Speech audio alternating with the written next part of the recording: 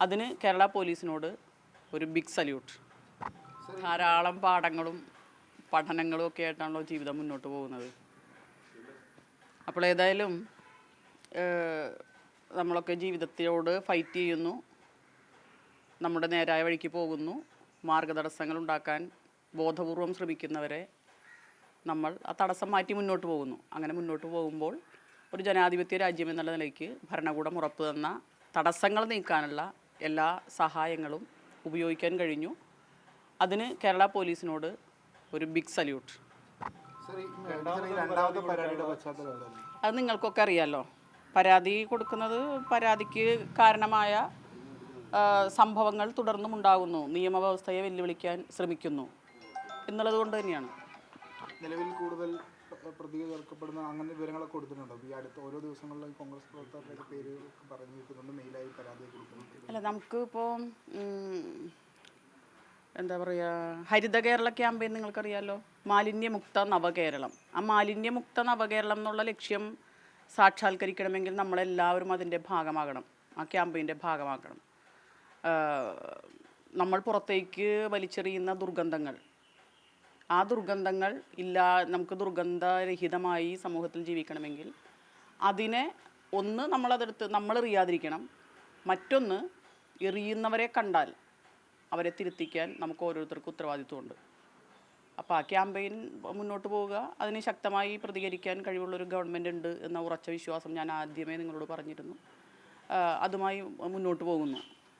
പിന്നെ ഒളിഞ്ഞിരുന്ന് മാലിന്യങ്ങൾ എറിയുന്ന ആളുകളെ നമുക്ക് എല്ലാവരെയും അടിച്ച് തൂത്ത് വൃത്തിയാക്കാനൊന്നും പറ്റില്ല. പക്ഷേ ഈ മാലിന്യം വൃത്തിയാക്കാൻ ഉത്തരവാദിത്വമുള്ളവർ, ആ ഉത്തരവാദിത്വമുള്ളവർ ആണ് എന്ന് ബോധ്യപ്പെട്ടാൽ അതിനെതിരെ പ്രതികരിക്കാനുള്ള ഒരു പൗരൻ്റെ ഉത്തരവാദിത്വം, അതാണ് ഞാൻ ഏറ്റെടുത്തത്. അതുപോലെ ധാരാളം സ്ത്രീകളും ഏറ്റെടുത്തിട്ടുണ്ട്, പുരുഷന്മാരും ഏറ്റെടുത്തിട്ടുണ്ട്.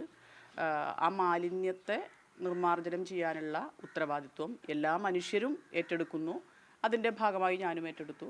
അതിനൊരു റിസൾട്ട് ആദ്യമായി ഉണ്ടായിരിക്കുന്നു. കേരള പോലീസിന് സല്യൂട്ട് ചെയ്യുന്നു. കേരളത്തിലെ ഗവൺമെൻറ്റിൽ ഉറച്ച വിശ്വാസം ഉണ്ട്.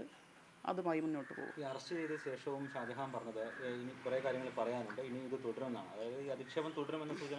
അതെ അതിപ്പോൾ അത് അദ്ദേഹത്തോട് ചോദിക്കണം. അദ്ദേഹത്തിൻ്റെ മനസ്സിലുള്ളത് എന്താണെന്നോ അതൊന്നും എനിക്കറിയില്ല. അത് നിങ്ങൾ പുള്ളിയോട് ചോദിക്കും.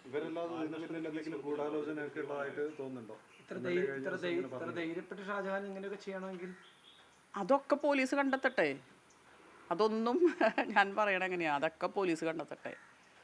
അപ്പം അതിനെതിരെ നമ്മൾ ഫൈറ്റ് ചെയ്യുന്നു. 20-ാം നൂറ്റാണ്ടിൽ ജീവിച്ചിരുന്ന അമേരിക്കൻ റൈറ്ററായിട്ടുള്ള ഏണസ്റ്റോ ഹെമിംഗ്വേ, അദ്ദേഹത്തിൻ്റെ ഒരു നോവലുണ്ട്, the old man and the see.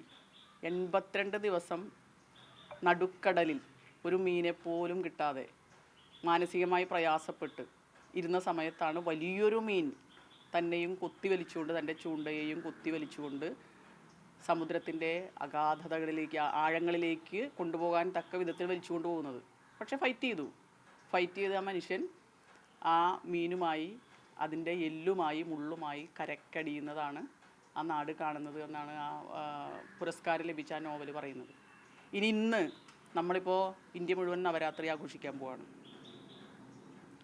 നമുക്കതിൽ നിന്ന് കിട്ടുന്നത്, ഏത് ഐതിഹ്യങ്ങളും പുരാണങ്ങളും നമുക്ക് തരുന്നത് നിലനിൽക്കുന്ന സാമൂഹ്യ ജീവിതത്തിൽ സാമൂഹ്യ തിന്മകളെ നേരിട്ട് കൊണ്ട് മുന്നേറാനുള്ള കരുത്താണ്. നവരാത്രി സങ്കല്പം നിങ്ങൾക്കറിയാമല്ലോ. എല്ലാ ദേവന്മാരും പരാജയപ്പെട്ടിടത്ത്